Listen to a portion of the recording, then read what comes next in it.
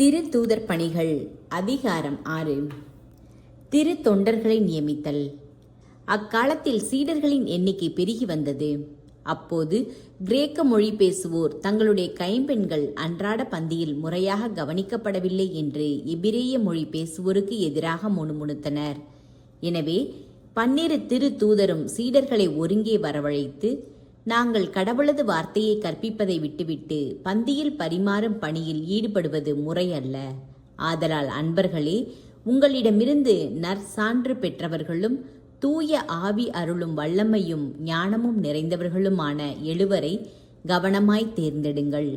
அவர்களை நாம் இந்த பணியில் நியமிப்போம்.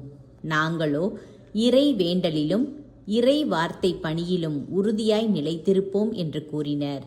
திரளாய் கூடியிருந்த சீடர் அனைவரும் இக்கருத்தை ஏற்றுக்கொண்டனர்.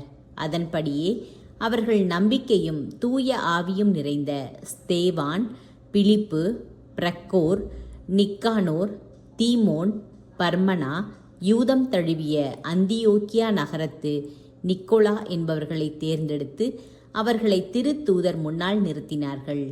திருத்தூதர்கள் தங்கள் கைகளை அவர்கள் மீது வைத்து இறைவனிடம் வேண்டினர். கடவுளது வார்த்தை மென்மேலும் பரவி வந்தது. சீடர்களின் எண்ணிக்கை எருசலேம் நகரில் மிகுதியாக பெருகிக் கொண்டே சென்றது. குருக்களுள் பெருங்கூட்டத்தினரும் இவ்வார்த்தைக்கு கீழ்ப்படிந்து நம்பிக்கை கொண்டனர். ஸ்தேவான் கைது செய்யப்படல்.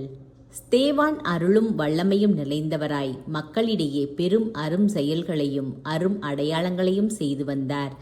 அப்பொழுது உரிமை அடைந்தோர் எனப்படுவோரின் தொழுகை கூடத்தை சேர்ந்த சிலரும் சீரேன், அலெக்சாந்திரியா நகரினரின் சிலிசியா, ஆசியா மாநிலத்தவரும் ஸ்தேவனோடு வாதாடத் தொடங்கினர்.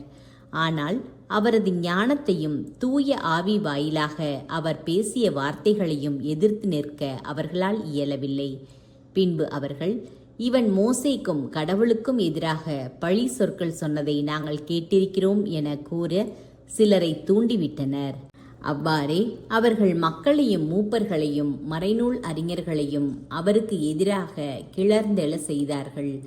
உடனே அவர்கள் எழுந்து வந்து அவரை பிடித்து தலைமை சங்கத்துக்கு இழுத்து சென்றார்கள். மேலும் பொய் சாட்சிகளை கொண்டு வந்து நிறுத்தினார்கள்.